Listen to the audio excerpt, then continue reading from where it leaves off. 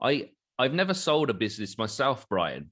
So I wonder, what was it like, and what is it like to sell something that you've kind of developed and built over many years, and then actually decided, I'm going to let it go, I'm going to pass it on? What's that like? It's a great question, and I have a great answer, but I'm going to give you a little backstory on it.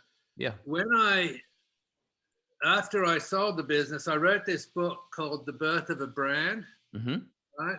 Mm-hmm. And the theme of it is that you can't give birth to adults, right? Every business, it starts with someone conceiving the idea and then taking action, and that's the birth. So the birth of Ugg was me buying 6 pairs of samples to see if it would work, right? And then it just goes into this infancy. Every business just goes into this infancy, and it just lies there and it lies there. And no matter what you do, it doesn't seem to move. And you got to like keep feeding it and jiggling the cradle, you know.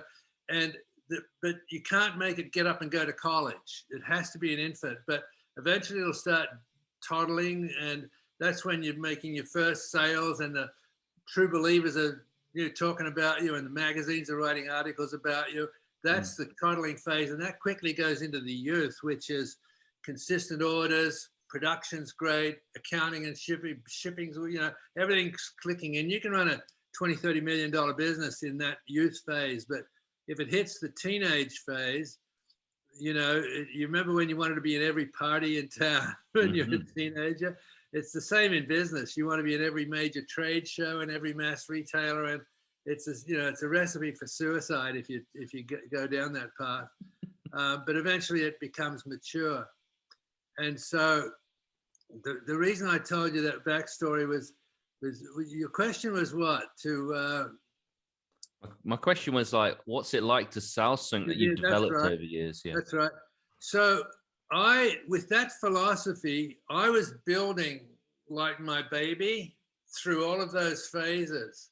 And when it got up to a $15-18 million, I realized that I am not the person to take it out into the world. So it was like walking my daughter down the aisle and handing her off to a new husband that can now go live the rest of the life, and have babies and grow and thrive in a new environment, which I wasn't ready, I wasn't capable of doing. So that's how I justified it.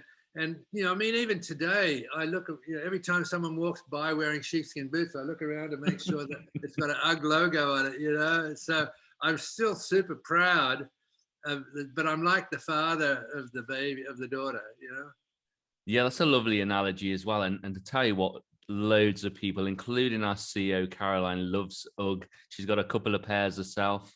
Right. So loves UGG boots. So she was really happy that you could join us for the podcast.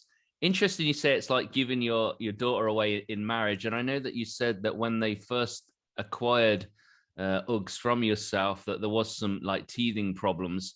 Was that difficult, kind of seeing the fact that you'd passed on like your daughter, your baby? It really was. Yeah.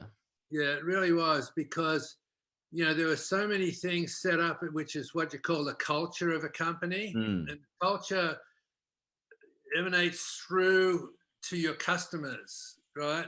And they came in with a mindset of, well, that customer's too small, we'll drop him, that one, they don't fit our profile, so we'll drop him. And that was like a big part of our business, because we were nurturing these retailers to eventually grow.